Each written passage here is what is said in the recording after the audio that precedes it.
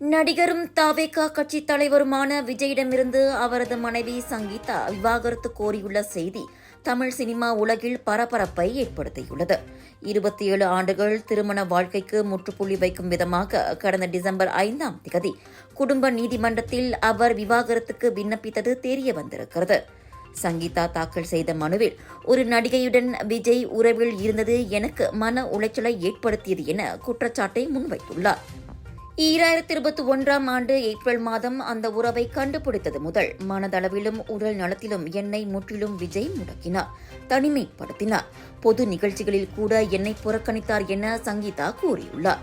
மனநல மருத்துவர் அறிக்கையையும் நீதிமன்றத்தில் சமர்ப்பித்த சங்கீதா மன உளைச்சலால் திருமணத்தை முடிக்க வேண்டிய நிலை ஏற்பட்டதாக கூறியுள்ளார். தற்போதைக்கு அனைத்து தரப்பினரின் மதிப்பை காக்கும் வகையில் நடிகையின் பெயரை வெளியிடாமல் தவிர்க்கிறேன். நெருக்கடி ஏற்படும் பட்சத்தில் அனைத்தையும் ஆதாரங்களுடன் அம்பலப்படுத்துவேன் என சங்கீதா கூறியுள்ளார். சட்டமன்ற தேர்தலில் ஆட்சியை பிடித்து முதல்வராகும் கனவில் உள்ள விஜய்க்கு ஏற்கனவே ஜனநாயகன் படம் வெளிவராமல் முடங்கி போயிருக்கும் நிலையில் தற்போது தனிப்பட்ட வாழ்க்கையிலும் புயல் வீசுகிறது.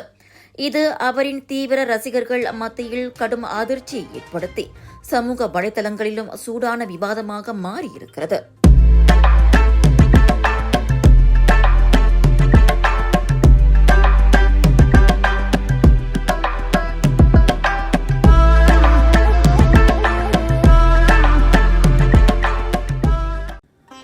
வீடுகளை ரம்யமாக மாற்றியமைக்க இன்டீரியர் டிசைன் ஐடியா வேண்டுமா?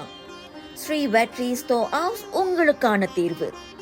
இல்லத்தை தனித்துவமாக மாற்ற இந்திய பாரம்பரிய கலைகள் அடங்கிய பல ரகத்திலான மரச்சிற்ப வடிவமைப்புகளுக்கான ஒன் ஸ்டாப் சென்டர்.